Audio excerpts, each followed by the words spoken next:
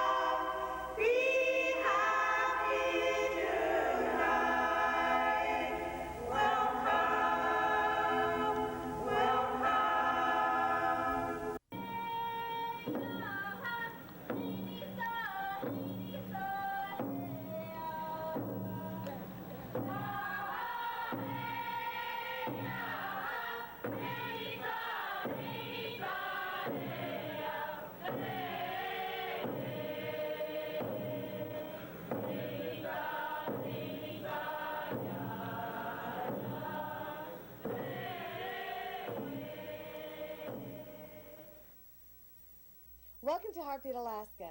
I'm Jeannie Green, bringing you Native news across the north.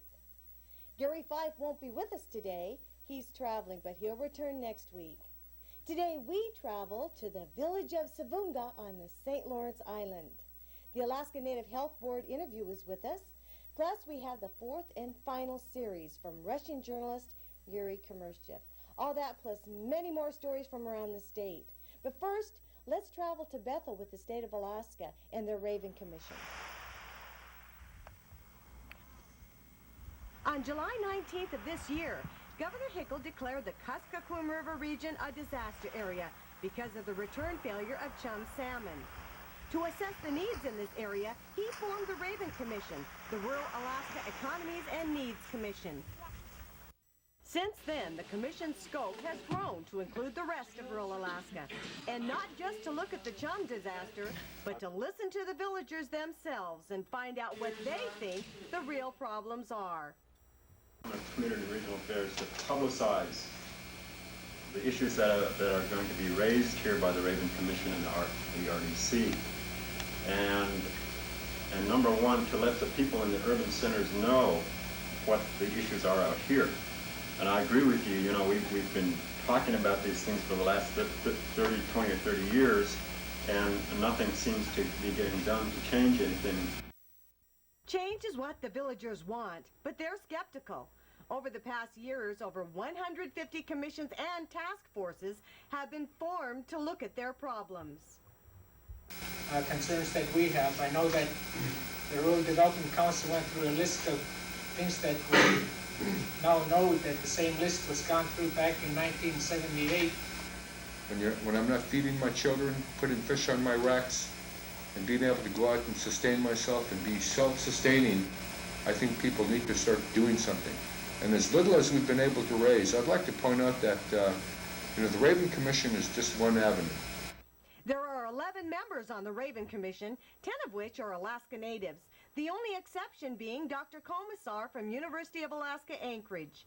The Raven Commission is not just a study group or assessment group.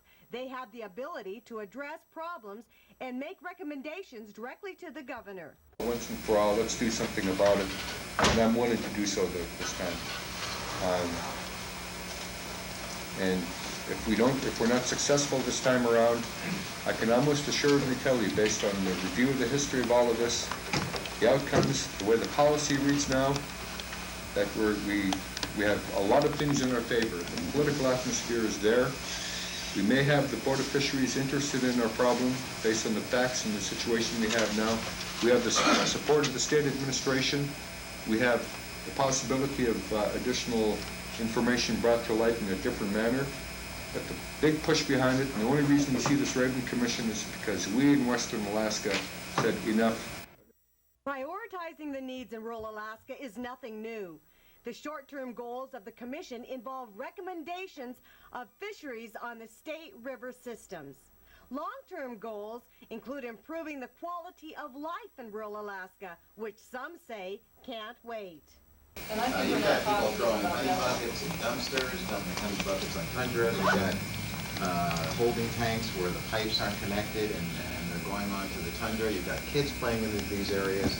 You've got an explosion out here just waiting to happen. And we can see it in the villages with the hepatitis outbreaks that take place there. I just don't see how you can get around.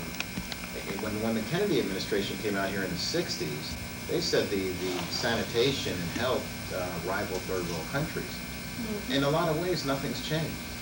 John Tetpon is traveling with the Raven Commission. He was in Bethel on September 11th. John, give us your feelings about the meeting. You were there. The buzzword seems to be change, and there seems to be some skepticism. Yeah, that's what we heard most of. We heard that there needs to be change. We heard that there are a lot of issues that haven't been dealt with, and we also heard that there are programs and projects that have been talked about for years and years and years that have never been done, and people out there are frustrated. What are some of the frustrations? Well, economic development for one, lack of jobs, the regulation of fish and game, to the point where people can't seem to feel that they have the freedom to hunt and fish like they used to. The chum salmon crash, for example, was a real hot topic, and people up and down the Kuskokwim, for example, are really fearful of what they may face this coming winter because of the lack of fish to put away. Where did you travel to? We went to Bethel, we went to Sleetmute, Red Devil, to Chihuahua, to Upper and Lower Calskag. And by the way, when we were in Upper and Lower Calskag, our meeting was delayed for a couple of hours because of a house fire. I believe the house was lost. The fire went into the roof, and I don't think it's livable at this point. And the way that fire was being fought with garden hoses and buckets was very frustrating to see, to witness, and frustrating to the people there.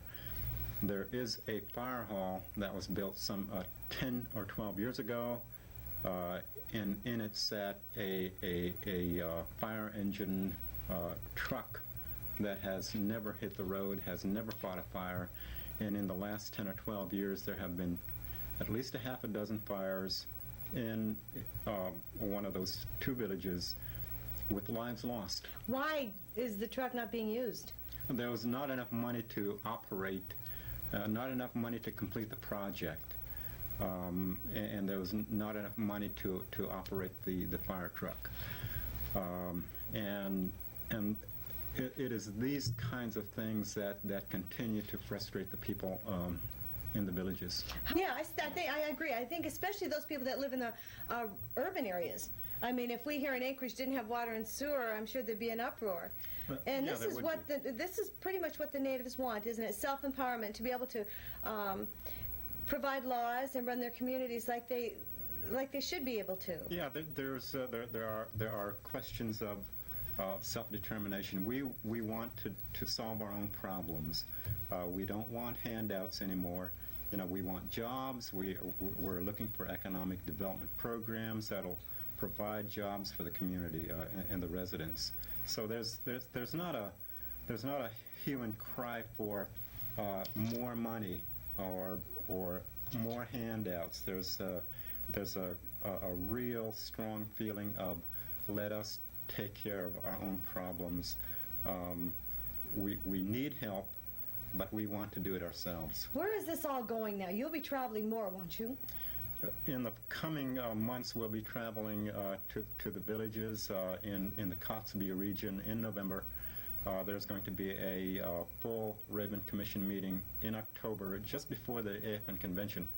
And people should be thinking about the kinds of problems and issues that the public should hear about, that the legislature should hear about, and should be brought to the state departments and to the governor.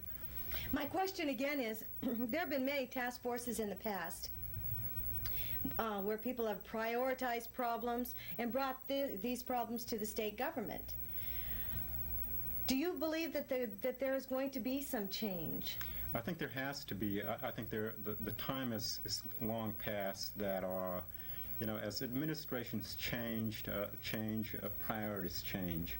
But I think what's happening here is that the issues and problems that are being talked about by the people from the villages can be taken to any candidate who's running for governor and any administration, because we've talked about problems and issues for years and years and years, and very little has been done. But I think for the first time, that there'll be a publicity, and it's going to make a difference. We've read a lot about the problems and issues in rural Alaska, but we haven't seen firsthand. And I think for the first time in history, we'll be able to show, the kinds of problems that exist out there on television. Where will you be going next? We're planning to go to Kotzebue, the Kotzebue region, in November, and hold public hearings, and people should be thinking about the kinds of issues that we need to hear, the Raven Commission needs to hear. Those issues will be brought before the legislature, the different state departments, and to the governor. And we should also note that we need to pay a lot of attention to subsistence, to fish and game regulations, and not fear controversy here. I think we're into this, and controversial subjects, controversial issues should not stop us at this point. We should mention that on October 13th, there will be a public forum at the Hilton at 10 a.m. The public is invited to come to that, and also to give public testimony, which is what this is all about. The people are speaking, the people from rural Alaska.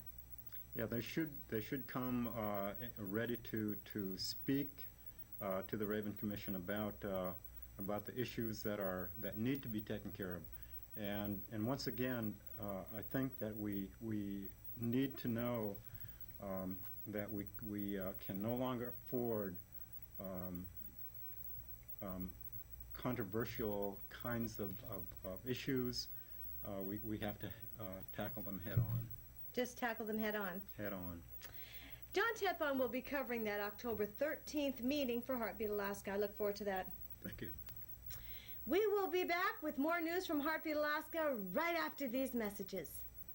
That's interesting about that story of Kalskag, and they had this. We have always felt in harmony with the land. Chakome, tapiwa, ta skumok, ta tapiachu, kenok honestje, matapiwa, makaspumos, akum. Help the Soil Conservation Service help our earth. Call us today. We owe it to our children. If you have news or information from your village or community, please call Heartbeat Alaska, area code 907-563-3507, or fax 907-563-7079. Savoonga is located on St. Lawrence Island. There are unique people with relatives in Siberia and on the mainland.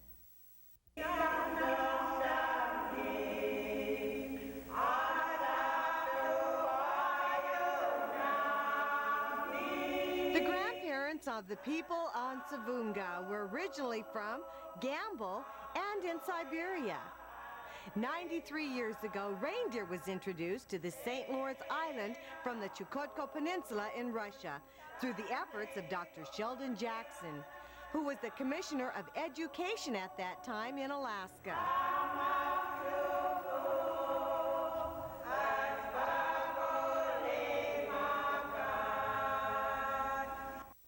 Once the people on Gamble became reindeer herders, they had to follow the herd and select different grazing areas, as lichen, the reindeer food, generally took around 5 years to grow back. They eventually had to bring their families with them to the eastern part of the island, further away from Gamble Village. And that's how Savoonga was founded, as a base camp for reindeer herders.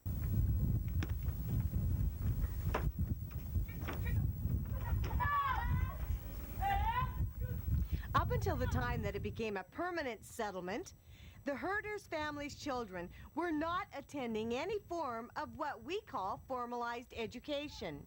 The village grandfathers decided that in order for their children to succeed, they had to become educated, and picked Savoonga because it was an ideal year-round area for subsistence activities. Today, a population of about 550 people live in Savoonga. It's located 200 miles east of Nome and only 30 miles from Russia. The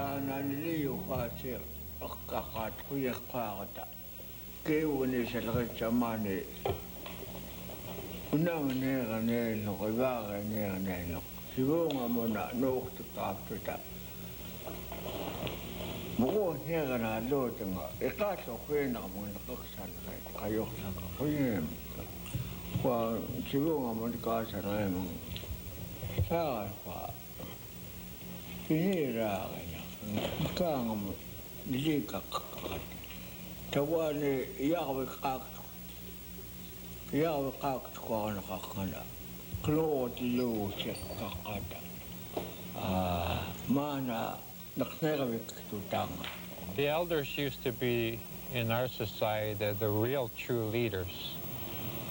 They ruled with an iron fist, and because of that wisdom in how they lived through life and experiencing it, the elders were the real say in how a community's social structure was like. We're always at the mercy of the environments here. Everything is dictated by what happens out there, out on the ocean. And we cannot control anything of what is happening out there. There has to be a spiritual force somewhere. And our people know that. They always knew that before Western religion took place, before what you might call conventional Western religion, where everything has a schedule, where you live by the book. And historically, we knew. And because of that knowledge, there was a lot of mutual respect in the elements, the animals, and all the resources. It's enough to skin one skin boat, 2 female walrus hides. And we get it ready for the ladies, to slitting it. We put it on a frame like this on one end of this side. We put it on and we stretch it. The women climb up, they take their udak and they start splitting it in half. And now this one looks like it's nice and dry and ready to be put away for future use. We go whaling every spring. In the month of April, we pretty much hunt through the month of April and early part of May. How durable is the skin, Jamie? It's pretty good. Hi? It's pretty good. Pretty good. Can you hit icebergs and make a hole in it? I don't know, we never tried.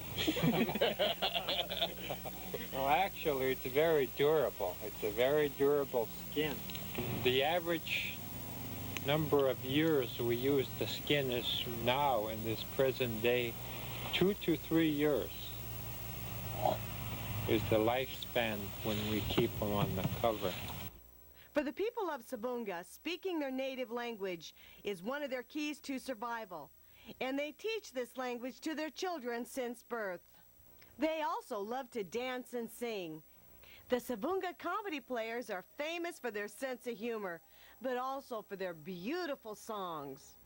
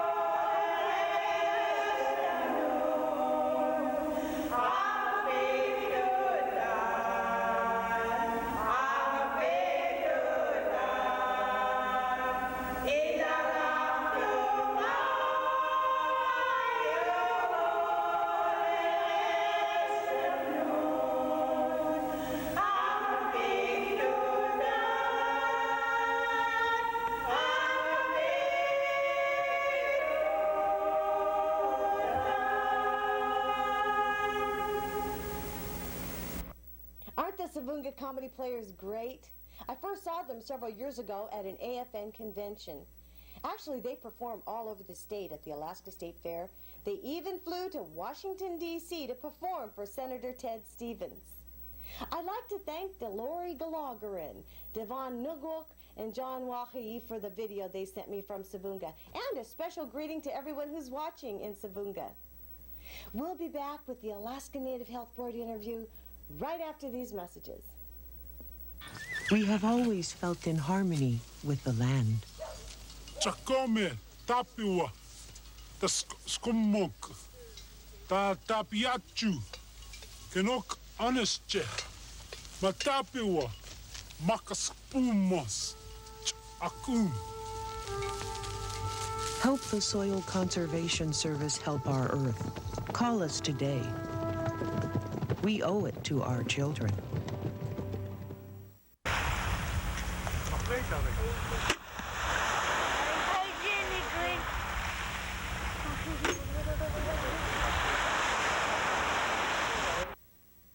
If you have news or information from your village or community, please call Heartbeat Alaska, area code 907-563-3507, or fax 907-563-7079.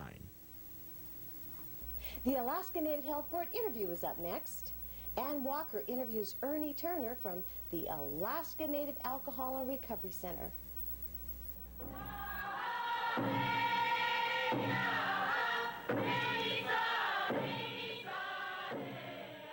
Today we're talking with Ernie Turner, who is the director of Alaska Native Alcohol Recovery Center, or ANARC as a lot of us know it, a program which he helped establish in 1988.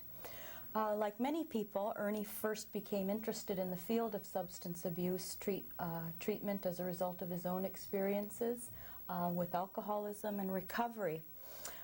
Ernie, I know that a lot of people think that recovery is it means just to quit drinking, but it's much more than that. How would you define recovery, and what's it felt like for you? Well, that's kind of a difficult question. Recovery means a lot of things to a lot of people, and of course, like you said, it's much more than just quitting drinking. With alcoholism, the disease affects every facet of one's life, and so in recovery, the total person needs to recover, physically, mentally, spiritually, socially, economically. There's just so many things, but for me, I believe the big thing is the spiritual recovery. It took that for my own recovery. There was no other way. I mean, I did not have the willpower, the strength to recover on my own. So I had to rely on a power greater than myself for recovery. Ernie, there are many people out there who are watching who think perhaps that you were able to quit drinking because you're a special person or you're superior in some way, and that not everyone may have what it takes to overcome a drinking problem. What do you tell someone who doubts their own ability to overcome alcoholism? Well, in a way, we're all special, and I think I'm a special person. I never used to think that before I recovered, but in recovery, I began to look at myself differently. But I'm no different than anyone out there in the bush. Like I said before, I couldn't do it with my own willpower. I had to rely on a lot of other support, a lot of other people initially, that helped me, and then eventually, what we call a spiritual awakening or a higher power to intervene and keep me sober one day at a time. Like a lot of other diseases, when you're pronounced hopeless and the doctors can't do anything for you anymore, you have to rely on some other source of a miracle to happen in your life. It's just impossible to create one yourself. You have to just kind of turn it over. Ernie, your program at Anarch, do you accept people from all over the state? And what's it like to be there? Yes, we accept people from statewide, but part of our funding is for Anchorage area residents only. And so about half of our people come from throughout the state, the other half from the local area. What it's like to be there, for some it's very difficult. The people that come in are required to, from day one, to begin to work on their recovery. And it requires work on their part. We cannot do it for them. They have to put forth the effort to get into recovery, accept the disease, that they are powerless over alcohol, and they have to accept that, and then develop a plan of how they're going to maintain sobriety one day at a time. We don't look at it in terms of forever. And we feel that if we can do it, and most of our staff are in recovery, if we can do it, then anyone can do it. Thanks a lot, Ernie. That was helpful information. We've been talking with Ernie Turner, who is the director of the Alaska Native Alcohol Recovery Center in Anchorage, Alaska, accepting participants from all over the state and in Anchorage. For Heartbeat Alaska and Alaska Native Health Board, I'm Ann Walker. Thank you, Ann Walker and Ernie Turner. Unfortunately, we ran out of time. We'll air Yuri Kamershchev, the Russian journalist story, next week. I'd like to remind you to get your Tundra Times banquet tickets for the AFN convention. Thank you so much for joining me for another program of Heartbeat Alaska. Please be sure and call me if you have any news from your village. See you next week.